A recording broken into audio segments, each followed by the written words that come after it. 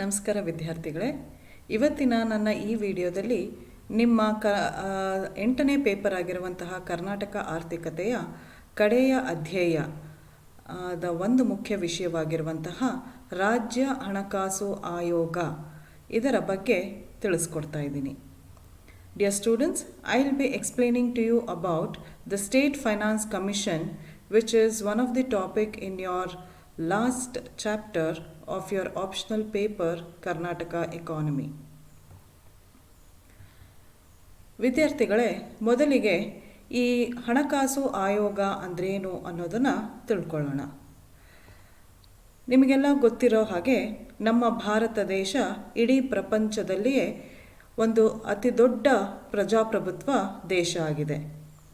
ಈ ಪ್ರಜಾಪ್ರಭುತ್ವ ದೇಶಗಳಲ್ಲಿ ಎರಡು ಥರ ಪ್ರಜಾಪ್ರಭುತ್ವಗಳಿರುತ್ತೆ.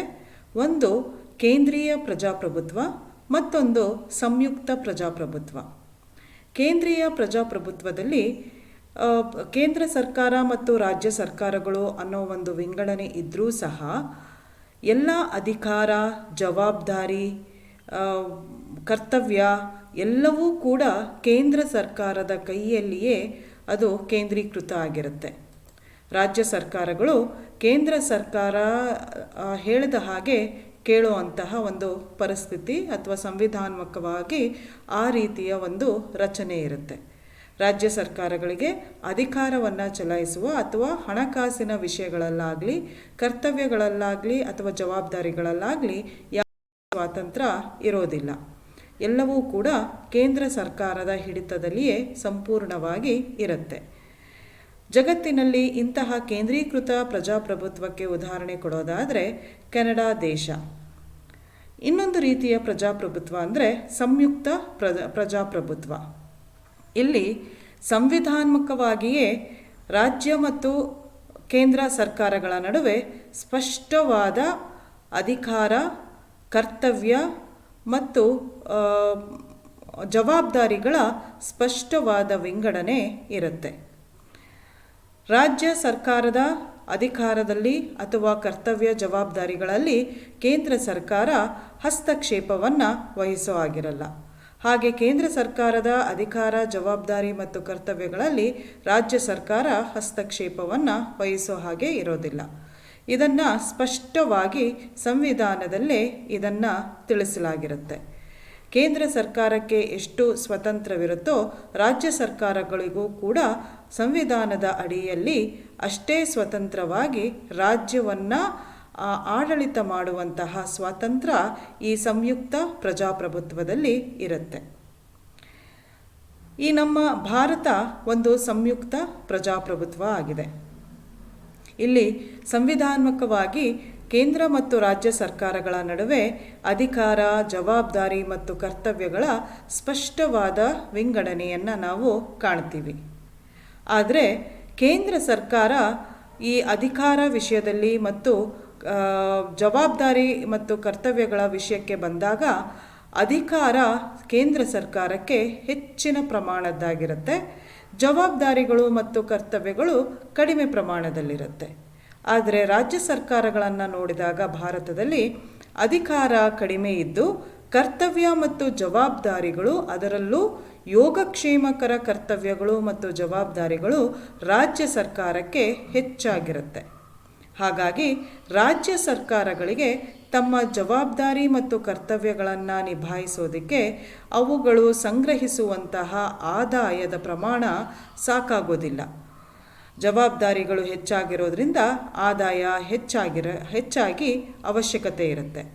ಆದರೆ ಆದಾಯದ ಗಳಿಕೆಯ ಭೌಗೋಳಿಕ ವ್ಯಾಪ್ತಿ ಮತ್ತು ಇತರ ಇತಿಮಿತಿಗಳಿಂದ ರಾಜ್ಯ ಸರ್ಕಾರಗಳಿಗೆ ಹೆಚ್ಚಿನ ಆದಾಯವನ್ನು ಗಳಿಸುವಂತಹ ಸಾಮರ್ಥ್ಯ ಇರೋದಿಲ್ಲ.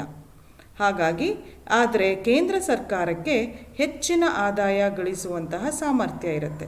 ಯಾಕಂದರೆ ಅದರ ಭೌಗೋಳಿಕ ವ್ಯಾಪ್ತಿ ಇಡೀ ದೇಶ ಆಗಿರೋದ್ರಿಂದ ತೆರಿಗೆಗಳ ಮೂಲಕ ಮತ್ತು ತೆರಿಗೆಯೇತರ ಮೂಲಗಳ ಮೂಲಕ ಕೇಂದ್ರ ಸರ್ಕಾರ ಹೆಚ್ಚು ಆದಾಯವನ್ನು ಗಳಿಸುವಂತಹ ಸಾಮರ್ಥ್ಯ ಇರುತ್ತೆ. ಹಾಗಾಗಿ ಕೇಂದ್ರ ಸರ್ಕಾರಕ್ಕೆ ಆದಾಯ ಗಳಿಕೆ ಜಾಸ್ತಿ ಇದ್ದು ಜವಾಬ್ದಾರಿಗಳು ಮತ್ತು ಕರ್ತವ್ಯಗಳು ಕಡಿಮೆ ಇರೋದರಿಂದ ಕೇಂದ್ರ ಸರ್ಕಾರ ತಾನು ಗಳಿಸಿರುವಂತಹ ತೆರಿಗೆ ಆದಾಯದಲ್ಲಿ ಒಂದು ಭಾಗವನ್ನು ರಾಜ್ಯಗಳಿಗೆ ಹಂಚಿಕೆ ಮಾಡೋದು ಸೂಕ್ತ ಅಂತನಿಸಿ ಈ ಥರದ ಒಂದು ಹಂಚಿಕೆಯ ವಿಧಾನವನ್ನು ಸಂಯುಕ್ತ ಪ್ರಜಾಪ್ರಭುತ್ವದಲ್ಲಿ ಹಾಗೂ ಅಂದರೆ ನಮ್ಮ ಭಾರತದಲ್ಲೂ ಈ ಒಂದು ವಿಧಾನವನ್ನು ಅನುಸರಿಸಲಾಗಿದೆ. ಆದರೆ ಕೇಂದ್ರ ಸರ್ಕಾರ ಯಾವ ತೆರಿಗೆಗಳನ್ನು ರಾಜ್ಯ ಸರ್ಕಾರಗಳಿಗೆ ಹಂಚಿಕೆ ಮಾಡಬೇಕು, ಎಷ್ಟು ಪ್ರಮಾಣದಲ್ಲಿ ಹಂಚಿಕೆ ಮಾಡಬೇಕು, ಹಂಚಿಕೆ ಮಾಡುವಾಗ ಎಲ್ಲ ರಾಜ್ಯಗಳಿಗೂ ಸಮಾನವಾದ ಹಂಚಿಕೆ ಆಗಬೇಕಾ, ಇಲ್ಲ ಯಾವ ಆಧಾರಗಳನ್ನು ಇಟ್ಟುಕೊಂಡು ಹಂಚಿಕೆ ಮಾಡಬೇಕು, ಇವೆಲ್ಲ ಪ್ರಶ್ನೆಗಳು ಉದ್ಭವಿಸುತ್ತೆ. ಎಲ್ಲ ರಾಜ್ಯಗಳು ಒಂದೇ ಸಮನಾಗಿ ದೇಶದಲ್ಲಿ ಅಭಿವೃದ್ಧಿಯನ್ನು ಹೊಂದಿಲ್ಲ ಮತ್ತು ಎಲ್ಲ ರಾಜ್ಯಗಳ ಸಮಸ್ಯೆಗಳು ಬೇರೆ ಬೇರೆ ಆಗಿವೆ. ಹೀಗಿರುವಾಗ ಎಲ್ಲ ರಾಜ್ಯಗಳಿಗೂ ಸಮಾನ ಪ್ರಮಾಣದಲ್ಲಿ ಕೇಂದ್ರ ಸರ್ಕಾರ ತನ್ನ ತೆರಿಗೆಯ ಪಾಲನ್ನು ಹಂಚಿಕೆ ಮಾಡೋದು ನ್ಯಾಯಸಮ್ಮತ ಆಗಿರೋದಲ್ಲ. ಹಾಗಾಗಿ ಈ ಒಂದು ಕೇಂದ್ರ ಸರ್ಕಾರ ವಿಧಿಸಿ ಸಂಗ್ರಹಿಸಿರುವಂತಹ ತೆರಿಗೆಗಳನ್ನು ಯಾವ ಆಧಾರಗಳನ್ನು ಇಟ್ಕೊಂಡು ರಾಜ್ಯಗಳಿಗೆ ಹಂಚಿಕೆ ಮಾಡಬೇಕು, ಎಷ್ಟು ಪ್ರಮಾಣದ ಪಾಲನ್ನು ರಾಜ್ಯಗಳಿಗೆ ಕೊಡಬೇಕು ಅನ್ನೋ ವಿಚಾರಗಳನ್ನು ನಿರ್ಧರಿಸೋ ಸಲುವಾಗಿ ನಮ್ಮ ಸಂವಿಧಾನದಲ್ಲಿ ಹಣಕಾಸು ಆಯೋಗವನ್ನು ರಚಿಸೋದಕ್ಕೆ ಅವಕಾಶವನ್ನು ಮಾಡಿಕೊಡಲಾಗಿದೆ. ಹಾಗಾಗಿ ಹಣಕಾಸು ಆಯೋಗ ಅಂದರೆ ಒಂದು ಸಂವಿಧಾನಾತ್ಮಕವಾದ ಸಂಸ್ಥೆಯಾಗಿದ್ದು ತೆರಿಗೆಯ ಆದಾಯವನ್ನು ವಿವಿಧ ಹಂತದ ಸರ್ಕಾರಗಳ ನಡುವೆ ವಿತರಿಸುವ ವಿಧಾನವನ್ನು ಮತ್ತು ಸೂತ್ರವನ್ನು ನಿರ್ಧರಿಸುವ ಒಂದು ಸಂಸ್ಥೆ ಆಗಿದೆ ಅಂತ ಹೇಳ್ಬೋದು. ಭಾರತದಲ್ಲಿ ಕೇಂದ್ರ ಸರ್ಕಾರ ಮತ್ತು ವೈಯಕ್ತಿಕ ರಾಜ್ಯ ಸರ್ಕಾರಗಳ ನಡುವಿನ ಹಣಕಾಸಿನ ಸಂಬಂಧವನ್ನು ವ್ಯಾಖ್ಯಾನಿಸೋದಕ್ಕೆ ಮತ್ತು ಹಣಕಾಸಿನ ಹಂಚಿಕೆಯನ್ನು ನಡೆಸೋದಕ್ಕೆ, ನ್ಯಾಯಬದ್ಧವಾಗಿ ನಡೆಸೋದಕ್ಕೆ ಹಣಕಾಸು ಆಯೋಗಗಳನ್ನು ನಿಯತಕಾಲಿಕವಾಗಿ ಅಂದರೆ 5 ವರ್ಷಗಳಿಗೊಮ್ಮೆ ನಮ್ಮ ರಾಷ್ಟ್ರದ ಅಧ್ಯಕ್ಷರು, ರಾಷ್ಟ್ರಪತಿಗಳು ಸಂವಿಧಾನದ 280ನೇ ವಿಧಿಯ ಅಡಿಯಲ್ಲಿ ತಿಳಿಸಿರುವ ಒಂದು ಕ್ರಮದಂತೆ ಇದನ್ನು ರಚಿಸಿಕೊಂಡು ಬಂದಿದ್ದಾರೆ. ಹಾಗಾಗಿ ನಮ್ಮ ಭಾರತದಲ್ಲಿ ಪ್ರತಿ 5 ವರ್ಷಗಳಿಗೊಮ್ಮೆ ಒಂದು ಹೊಸ ಹಣಕಾಸು ಆಯೋಗ ರಾಷ್ಟ್ರಪತಿಗಳ ಒಂದು ಮೇಲ್ವಿಚಾರಣೆಯಲ್ಲಿ ಸಂವಿಧಾನದ 280ನೇ ವಿಧಿಯ ಅನುಸಾರವಾಗಿ ರಚನೆಗೊಳ್ಳುತ್ತಾ ಬಂದಿದೆ.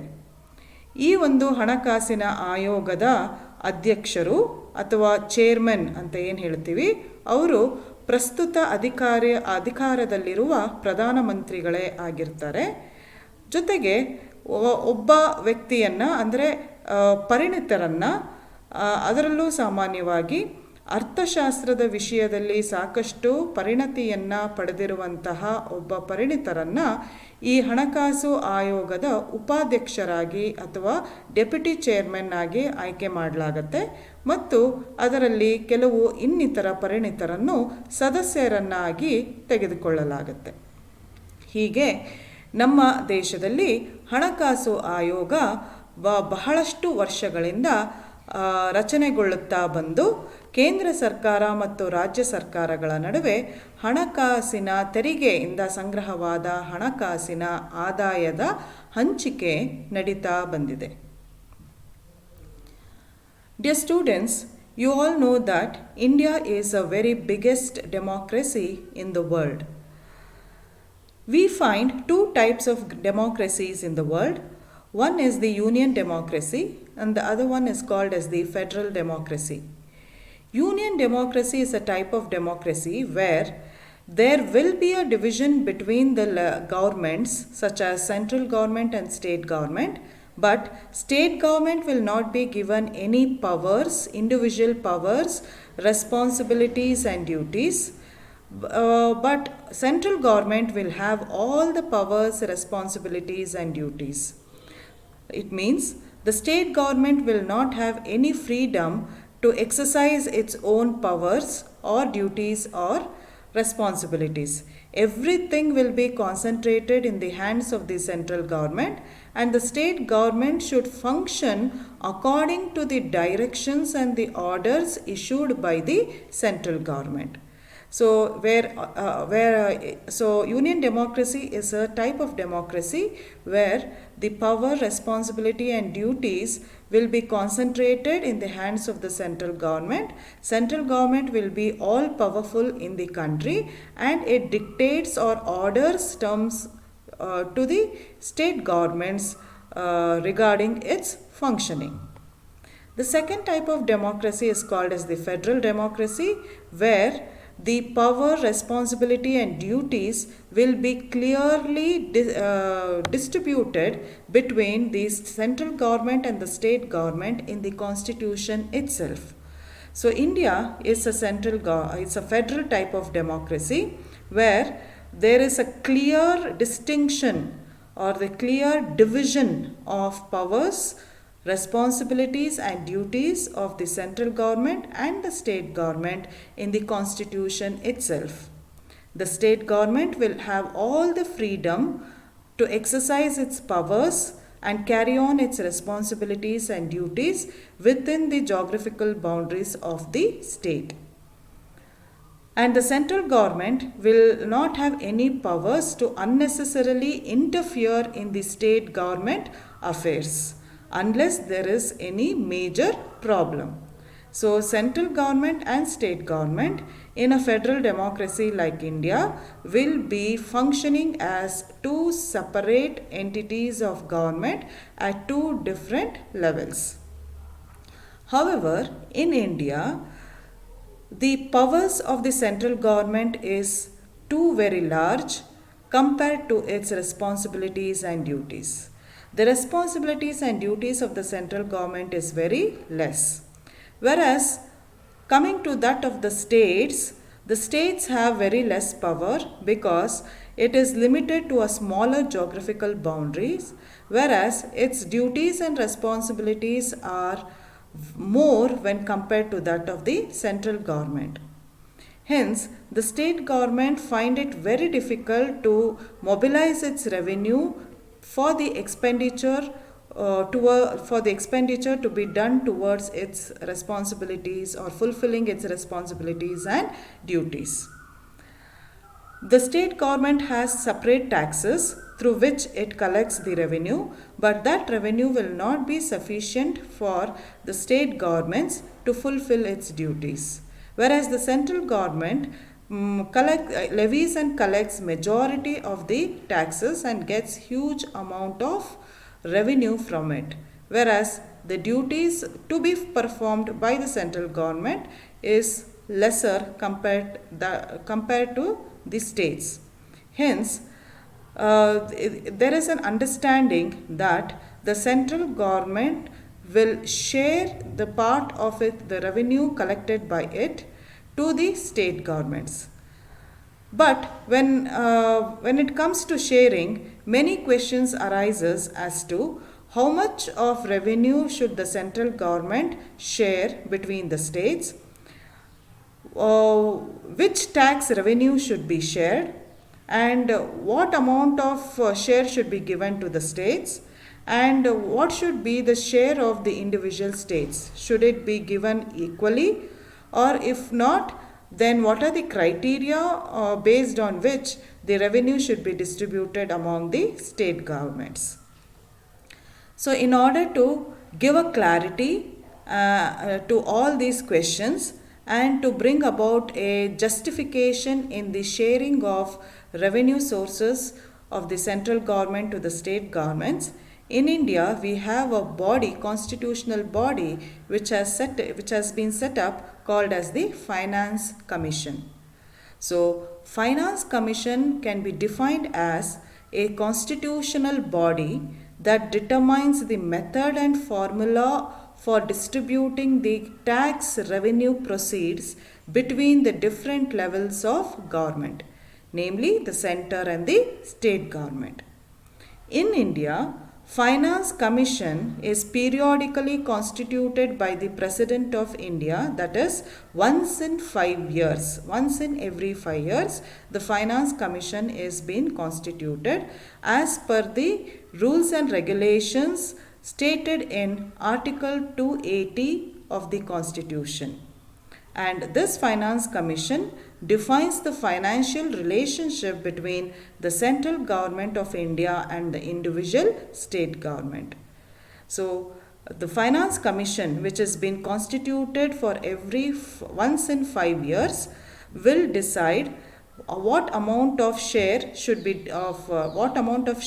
of the tax proceeds collected by the central government should be shared among the state governments, and what are the criteria based on which the tax proceeds should be shared among the state governments. And the chairman or the president of the Finance Commission will by default be the existing Prime Minister of the country.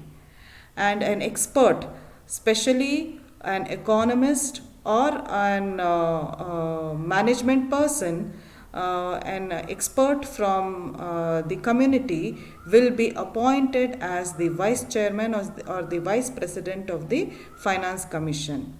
Along with the chairman, vice chairman, the Finance Commission will also have a few more members who are also the experts from the financial field or the field of economics.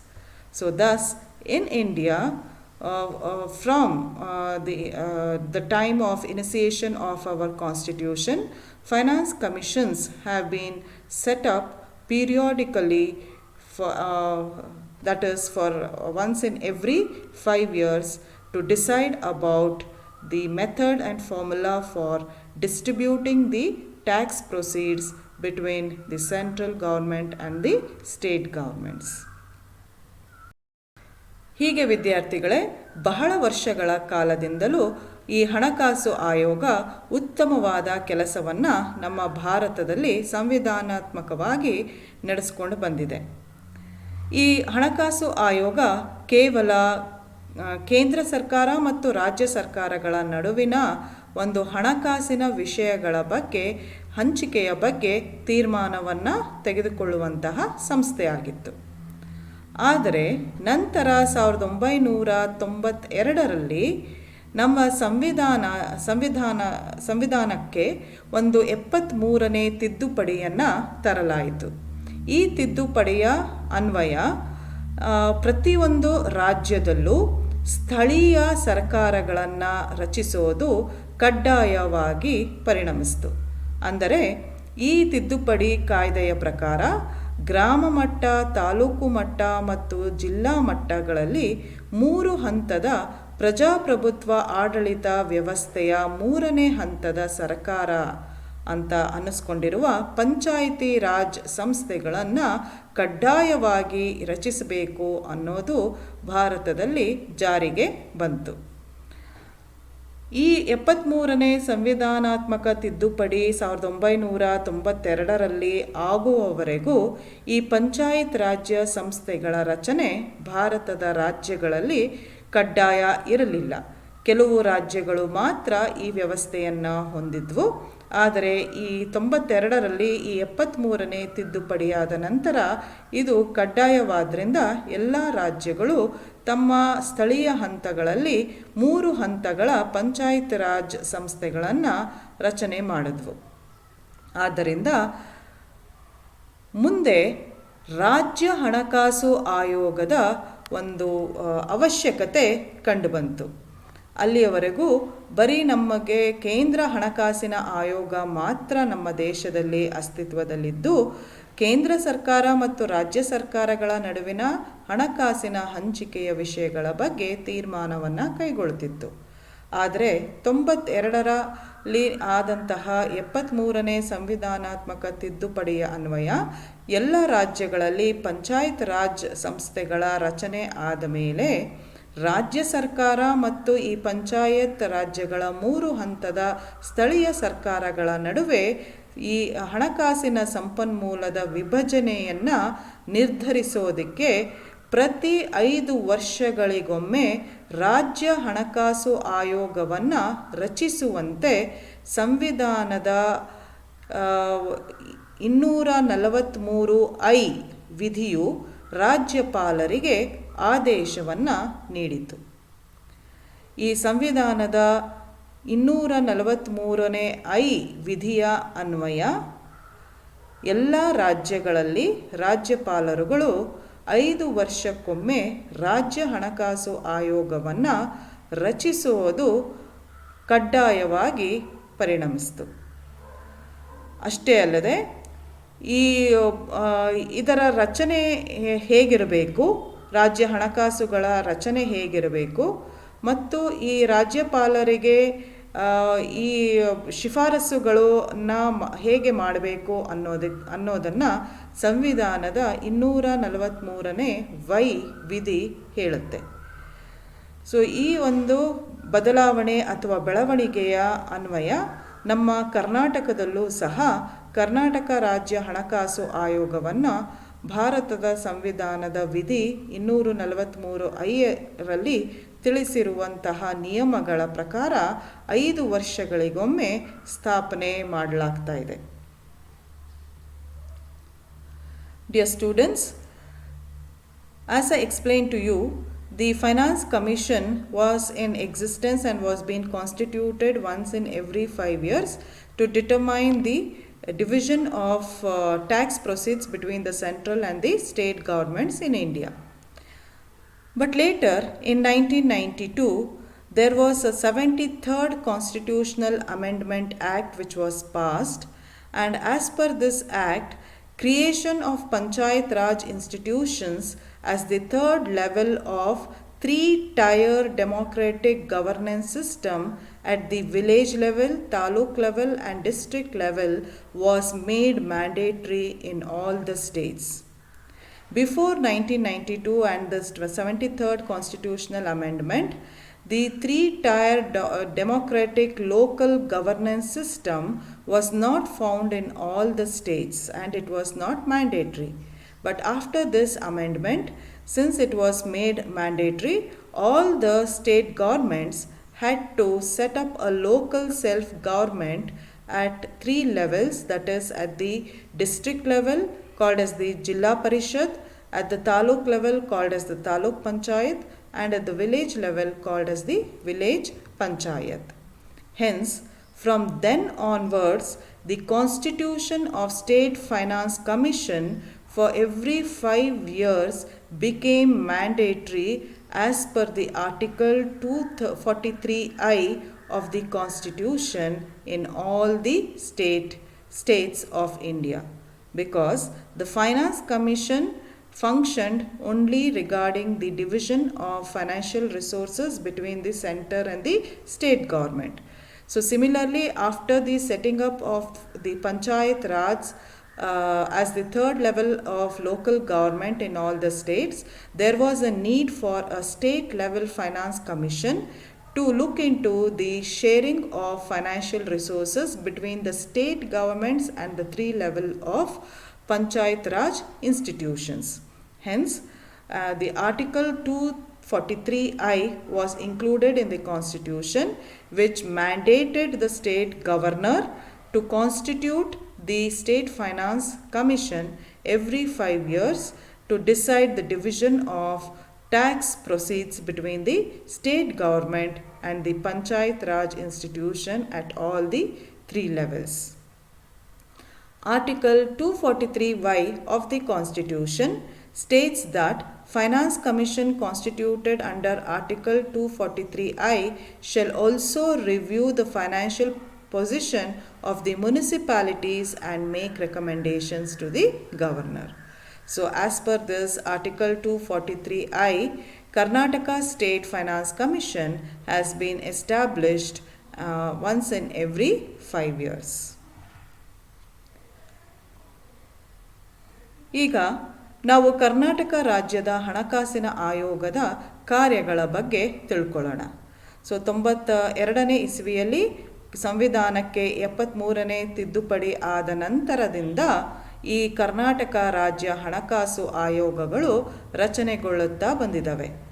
ಇವುಗಳ ಮುಖ್ಯ ಕಾರ್ಯಗಳು ಅಂತಂದರೆ ರಾಜ್ಯದಲ್ಲಿ ಇರುವ ವಿವಿಧ ಪಂಚಾಯಿತಿಗಳ ಆರ್ಥಿಕ ಪರಿಸ್ಥಿತಿಯನ್ನು ಗಮನಿಸೋದು, ವಿವಿಧ ಪಂಚಾಯಿತಿಗಳ ಆರ್ಥಿಕ ಪರಿಸ್ಥಿತಿಯನ್ನು ಸುಧಾರಿಸಲು ಸಹಾಯ ಮಾಡುವ ಕ್ರಮಗಳನ್ನು ಕೈಗೊಳ್ಳೋದು, ರಾಜ್ಯದ ಏಕೀಕೃತ ನಿಧಿಯಿಂದ ವಿವಿಧ ಪಂಚಾಯಿತಿಗಳಿಗೆ ರಾಜ್ಯ ಹಣಕಾಸು ಆಯೋಗ ಹಣ ನೀಡುವಂತೆ ಕೆಲವೊಂದು ಆಧಾರದ ಮೇಲೆ ಶಿಫಾರಸನ್ನು ಮಾಡೋದು, ವಿವಿಧ ಪಂಚಾಯಿತಿಗಳಿಗೆ ರಾಜ್ಯ ಸರ್ಕಾರವು ವಿಧಿಸುವ ಒಟ್ಟು ತೆರಿಗೆಗಳು, ಸುಂಕಗಳು ಮತ್ತು ಶುಲ್ಕಗಳ ಮೊತ್ತವನ್ನು ವಿತರಿಸುವುದು, ರಾಜ್ಯ ಮತ್ತು ಕೇಂದ್ರ ಸರ್ಕಾರದ ನಡುವೆ ಹಣಕಾಸಿನ ವಿಷಯಗಳಿಗೆ ಸಂಬಂಧಿಸಿದಂತೆ ಮಧ್ಯಸ್ಥಿಕೆಯನ್ನು ರಾಜ್ಯ ಹಣಕಾಸು ಆಯೋಗ ಮಾಡುತ್ತೆ.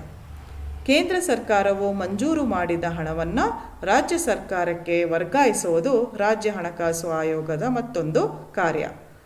ಪಂಚಾಯಿತಿಗಳು ವಿಧಿಸಬಹುದಾದ ತೆರಿಗೆಗಳು, ಸುಂಕಗಳು ಮತ್ತು ಶುಲ್ಕಗಳ ಪ್ರಮಾಣವನ್ನು ನಿರ್ಧರಿಸುವುದು ಕೂಡ ಇದರ ಇನ್ನೊಂದು ಮುಖ್ಯವಾದ ಕಾರ್ಯ. Dear students, now let us understand about the functions of Karnataka State Finance Commission. The first and foremost function is to look over the financial situation or the financial position and conditions of the various panchayats that are there in the state, and to take measures that will help in improving the economic situation of various panchayats. So if certain panchayats are found to be very financially very weak, then suitable measures will be taken by the Karnataka State Finance Commission to improve their financial situations. Thirdly, to grant funds to the various panchayats from the consolidated fund of the state. And most important is to distribute the total amount of taxes, tolls, duties and fee that are charged by the state and collected by the state government among the various panchayats. So in distribution of these proceeds, tax proceeds, the Karnataka State Finance Commission will do it based on certain criteria. Then to function as an arbiter with regard to financial matters between the state and the central government, to transfer the funds that are allotted by the central government to the state government, and lastly to decide the amount of taxes, duties, tolls and fees that may be levied by the panchayat. So the rate, the amount of tax which the panchayats can levy on its jurisdiction will be decided by the Karnataka State Finance Commission. ಈಗ ಕರ್ನಾಟಕದಲ್ಲಿ 4ನೇ ರಾಜ್ಯ ಹಣಕಾಸು ಆಯೋಗದ ರಚನೆಯ ಬಗ್ಗೆ ತಿಳ್ಕೊಳ್ಳೋಣ. ಇದುವರೆಗೂ ನಮ್ಮ ಕರ್ನಾಟಕ ರಾಜ್ಯದಲ್ಲಿ 4 ರಾಜ್ಯ ಹಣಕಾಸು ಆಯೋಗಗಳು ರಚನೆಗೊಂಡಿವೆ. 4ನೇ ರಾಜ್ಯ ಹಣಕಾಸು ಆಯೋಗವನ್ನು ಕರ್ನಾಟಕದ ರಾಜ್ಯಪಾಲರು ಡಿಸೆಂಬರ್ 21, 2015 ಭಾರತದ ಸಂವಿಧಾನದ ವಿಧಿ 243I ಮತ್ತು ವೈ ವಿಧಿಯ ಅನ್ವಯ ರಚನೆ ಮಾಡಿದ್ದಾರೆ. ಈ 4ನೇ ರಾಜ್ಯ ಹಣಕಾಸು ಆಯೋಗದ ಅಧ್ಯಕ್ಷರಾಗಿ ಶ್ರೀ CJ ಚಿನ್ನಸ್ವಾಮಿಯವರನ್ನು ಆಯ್ಕೆ ಮಾಡಲಾಗಿದೆ. ಇನ್ನು ಶ್ರೀ HD ಅಮರ್ನಾಥ್ ಮತ್ತು ಡಾಕ್ಟರ್ H ಶಶಿಧರ್ ಅವರು ಇದರ ಸದಸ್ಯರಾಗಿರ್ತಾರೆ. ಹಾಗಾಗಿ 4ನೇ ಹಣಕಾಸು ಆಯೋಗ 3 ಸದಸ್ಯರನ್ನು ಒಳಗೊಂಡಂತಹ ಒಂದು ಆಯೋಗವಾಗಿದ್ದು, ಈ 3 ಜನರ ಜೊತೆಗೆ ಕಾರ್ಯದರ್ಶಿಯಾಗಿ ಶ್ರೀ SR ಉಮಾಶಂಕರ್ ಅವರನ್ನು ನೇಮಕ ಮಾಡಲಾಗಿದೆ. Dear students, in Karnataka since 1992, after the 73rd Amendment and Constitution of Panchayat Raj Institutions, and after the Constitution of State Finance Commission was made mandatory, 4 state finance commissions have been constituted. The latest one is the 4th Finance Commission, which was constituted by the Governor of Karnataka as per the Article 243I and 243Y of the Constitution on 21st December 2015. The members include Shri CG Chinnaswamy as the chairman of this commission, and H.D. Amarnath and Dr. H. Shashidhar as the members of this commission. So the fourth State Finance Commission in Karnataka is a 3-member commission, and along with these 3 members, Shri S.R. Umashankar has been appointed as the member secretary. ಈ ಕರ್ನಾಟಕದ 4ನೇ ರಾಜ್ಯ ಹಣಕಾಸು ಆಯೋಗದ ಮುಖ್ಯ ಶಿಫಾರಸುಗಳು ಏನೇನಿವೆ ಅನ್ನೋದನ್ನು ಕೆಲವೊಂದನ್ನು ಈಗ ತಿಳ್ಕೊಳ್ಳೋಣ. ಈ ಆಯೋಗ ಸುದೀರ್ಘವಾದ ಅಧ್ಯಯನವನ್ನು ನಡೆಸಿ ತನ್ನ ವರದಿಯನ್ನು ಸರ್ಕಾರಕ್ಕೆ ಸಲ್ಲಿಸಿ ಕೆಲವೊಂದು ಮುಖ್ಯವಾದ ಶಿಫಾರಸುಗಳನ್ನು ಮಾಡಿದೆ. ಅದರ ಪ್ರಕಾರ ಮೊದಲನೆಯದು, ರಾಜ್ಯ ಮತ್ತು ಸ್ಥಳೀಯ ಸಂಸ್ಥೆಗಳ ಸಾಪೇಕ್ಷ ಪಾಲು 52:48 ಅನುಪಾತದಲ್ಲಿರಬೇಕು ಅಂತ ಶಿಫಾರಸು ಮಾಡಿದೆ. ಅಂದರೆ ರಾಜ್ಯ ಸರ್ಕಾರ ತೆರಿಗೆಗಳನ್ನು ವಿಧಿಸಿ ಸಂಗ್ರಹಿಸಿರುವಂತಹ ಸಂಪನ್ಮೂಲಗಳಲ್ಲಿ ರಾಜ್ಯ ಸರ್ಕಾರದ ಪಾಲು 52% ಸ್ಥಳೀಯ ಸಂಸ್ಥೆಗಳ ಪಾಲುದಾರಿಕೆ 42 ಆಗಿರಬೇಕು ಅನ್ನೋದು ಈ ಆಯೋಗದ ಶಿಫಾರಸು. ಹಾಗಾಗಿ ಈ ಸ್ಥಳೀಯ ಸಂಸ್ಥೆಗಳ ಪಾಲನ್ನು 42% 4ನೇ ರಾಜ್ಯ ಹಣಕಾಸು ಆಯೋಗ 48ಕ್ಕೆ ಏರಿಸಬೇಕು ಅನ್ನೋ ಶಿಫಾರಸನ್ನು ಮಾಡಿದೆ. ಎರಡನೇದಾಗಿ, ಪಂಚಾಯತ್ ರಾಜ್ ಸಂಸ್ಥೆಗಳಿಗೆ ನಿಬಂಧನೆ ಇಲ್ಲದ ಅನುದಾನದ ಪ್ರಮಾಣವನ್ನು ಗಣನೀಯವಾಗಿ ಹೆಚ್ಚಿಸಬೇಕು ಅನ್ನೋದು ಮತ್ತೊಂದು ಶಿಫಾರಸು. ಇನ್ನು ಹೊಸದಾಗಿ ರೂಪುಗೊಂಡಿರುವ ಪಂಚಾಯತ್ ರಾಜ್ ಸಂಸ್ಥೆಗಳು ಮತ್ತು ಅರ್ಬನ್ ಲೋಕಲ್ ಬಾಡಿಗಳು, ಅಂದರೆ ನಗರ ಪ್ರದೇಶದಲ್ಲಿ ಇರುವಂತಹ ಸ್ಥಳೀಯ ಸಂಸ್ಥೆಗಳು, ಮುನ್ಸಿಪಾಲಿಟಿ, ಕಾರ್ಪೊರೇಷನ್ ಆಗಿರ್ಬೋದು, ಅವುಗಳಿಗೆ 1 ಬಾರಿಯ ಸ್ಥಾಪನಾ ಅನುದಾನವನ್ನು ನೀಡಬೇಕು ಅನ್ನೋದು ಮತ್ತೊಂದು ಶಿಫಾರಸು. ಪ್ರತಿ ಹಂತದ ಪಂಚಾಯತ್ ರಾಜ್ ಸಂಸ್ಥೆಗಳಿಗೆ ಪ್ರತಿ ವರ್ಗದ ಅರ್ಬನ್ ಲೋಕಲ್ ಸಂಸ್ಥೆಗಳಿಗೆ ಕಾರ್ಯಕ್ಷಮತೆ ಅನುದಾನವನ್ನು ಸಹ ಶಿಫಾರಸು ಮಾಡಲಾಗಿದೆ. ಅಂದರೆ ಅಸ್ತಿತ್ವದಲ್ಲಿರುವಂತಹ ಪಂಚಾಯತ್ ರಾಜ್ಯಗಳು ಮತ್ತು ನಗರ ಸ್ಥಳೀಯ ಸಂಸ್ಥೆಗಳಲ್ಲಿ ಯಾವ ಉತ್ತಮವಾಗಿ ಕೆಲಸವನ್ನು ನಿರ್ವಹಿಸ್ತಾ ಇದೆ ಅವುಗಳನ್ನು ಗುರುತಿಸಿ ಪ್ರೋತ್ಸಾಹಿಸೋ ಸಲುವಾಗಿ ಅವುಗಳಿಗೆ ಕಾರ್ಯಕ್ಷಮತೆ ಅನುದಾನವನ್ನು ನೀಡಬೇಕು ಅನ್ನೋದು ಮತ್ತೊಂದು ಶಿಫಾರಸು. ಹಾಗೆ ಕನಿಷ್ಠ ವೇತನ ಕಾಯ್ದೆಯನ್ನು ಜಾರಿಗೆ ತರಬೇಕು ಅನ್ನೋದು ಮತ್ತೊಂದು ಆಯೋಗದ ಶಿಫಾರಸಾಗಿದೆ. ಪಂಚಾಯತ್ ರಾಜ್ ಸಂಸ್ಥೆಗಳು ಮತ್ತು ನಗರ ಸ್ಥಳೀಯ ಸಂಸ್ಥೆಗಳಿಗೆ ಪ್ರತ್ಯೇಕವಾಗಿ ಆಸ್ತಿ ತೆರಿಗೆ ಮಂಡಳಿಯ ಸಂವಿಧಾನವನ್ನು ಈ ಆಯೋಗ ಶಿಫಾರಸು ಮಾಡಿದೆ. ಅಂದರೆ ಈ ಸಂಸ್ಥೆಗಳೇ ಸ್ಥಳೀಯ ಆಸ್ತಿಗಳ ಮೇಲೆ ತೆರಿಗೆಯನ್ನು ವಿಧಿಸಿ ಸಂಗ್ರಹಿಸುವಂತಹ ಒಂದು ಹೊಸ ಸಂವಿಧಾನವನ್ನು ಜಾರಿಗೆ ತರಬೇಕು ಅನ್ನೋದು ಮತ್ತೊಂದು ಶಿಫಾರಸಾಗಿದೆ. ಹಾಗೆ ಪಾರ್ಕಿಂಗ್ ಶುಲ್ಕ, ದಟ್ಟಣೆ ತೆರಿಗೆ ಮತ್ತು ಮಾಲಿನ್ಯ ತೆರಿಗೆಯನ್ನು ವಿಧಿಸಲು ಉನ್ನತ ಮಟ್ಟದ ನಗರ ಸ್ಥಳೀಯ ಸಂಸ್ಥೆಗಳನ್ನು ಸಕ್ರಿಯಗೊಳಿಸಲು ಸಂಬಂಧಪಟ್ಟ ಕಾಯ್ದೆಗಳಿಗೆ ತಿದ್ದುಪಡಿಗಳನ್ನು ತರಲು ಆಯೋಗ ಶಿಫಾರಸು ಮಾಡಿದೆ. ಇನ್ನು ವಿಕೇಂದ್ರೀಕರಣ ಪ್ರಕ್ರಿಯೆಯನ್ನು ಬಲಪಡಿಸಲು ಸಂವಿಧಾನದ 11 ಮತ್ತು 12ನೇ ವೇಳಾಪಟ್ಟಿಗಳ ಪ್ರಕಾರ ಎಲ್ಲ ಕಾರ್ಯಕ್ರಮಗಳು ಮತ್ತು ಯೋಜನೆಗಳನ್ನು ರಾಜ್ಯ ವಲಯದಿಂದ ಜಿಲ್ಲಾ ವಲಯಕ್ಕೆ ಕೂಡಲೇ ವರ್ಗಾಯಿಸಬೇಕು ಅನ್ನೋದು ಮತ್ತೊಂದು ಶಿಫಾರಸಾಗಿದೆ. ಹಾಗೆ ಸ್ಥಳೀಯ ಸಂಸ್ಥೆಗಳ ಲೆಕ್ಕ ಪರಿಶೋಧನಾ ವಿಭಾಗಗಳನ್ನು ಬಲಪಡಿಸಬೇಕು ಅನ್ನೋದು ಮತ್ತೊಂದು ಶಿಫಾರಸು. ಜೊತೆಗೆ ನೈರ್ಮಲ್ಯ ಮತ್ತು ತ್ಯಾಜ್ಯ ನಿರ್ವಹಣೆ ಎರಡೂ ನಿರ್ಣಾಯಕ ಕ್ಷೇತ್ರಗಳಾಗಿರೋದ್ರಿಂದ ಇವೆರಡರ ಕಡೆ ವಿಶೇಷ ಗಮನವನ್ನು ಸ್ಥಳೀಯ ಸರ್ಕಾರಗಳು ವಹಿಸಬೇಕು ಅನ್ನೋದು ಮತ್ತೊಂದು ಈ 4ನೇ ರಾಜ್ಯ ಹಣಕಾಸು ಆಯೋಗದ ಶಿಫಾರಸಾಗಿದೆ. So dear students, let us now understand about the major recommendations of the 4th State Finance Commission in Karnataka.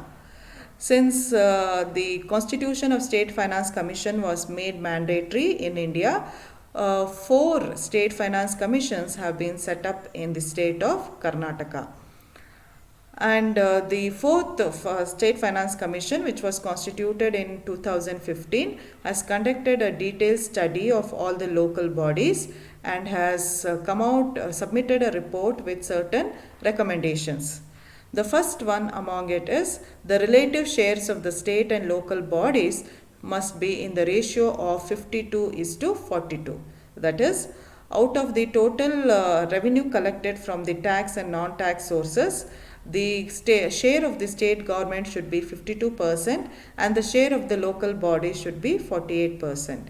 Hence, the Fourth Finance Commission has recommended for the increase of the share of the local bodies from 42% to 48%. And it has also recommended to increase the untied grants without any restrictions or any inhibitions to Panchayat Raj institutions. And then an establishment grant is being recommended by the Fourth State Finance Commission for the newly formed Panchayat Raj institutions and urban local bodies as a one-time measure. And it has also recommended performance grants to each tier of Panchayat Raj institution and each class of urban local bodies in order to encourage those local bodies which are performing very well. And it has also recommended that Minimum Wages Act should be implemented to the fullest extent. And it also recommends that constitution of a property tax board separately for the Panchayat Raj institutions and urban local bodies. It also recommends amendments for the concerned acts to enable higher tax levels of urban local bodies to levy parking fees, congestion tax and pollution tax in its jurisdiction. Nextly, to strengthen the decentralization process, the Fourth State Finance Commission has recommended that all programs and schemes as per the 11th and 12th schedules of the Constitution should be transferred from the state sector to the district sector immediately. And it also has recommended that the auditing wings of the local bodies should be strengthened further.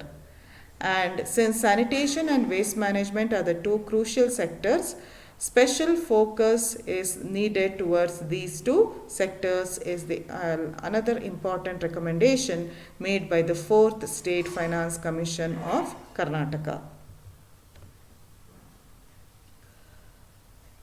So ವಿದ್ಯಾರ್ಥಿಗಳೇ, ಇದುವರೆಗೂ ನಮ್ಮ ಕರ್ನಾಟಕ ರಾಜ್ಯದ ಹಣಕಾಸು ಆಯೋಗದ ಬಗ್ಗೆ ಒಂದಿಷ್ಟು ವಿವರಗಳನ್ನು ತಿಳ್ಕೊಂಡ್ರಿ.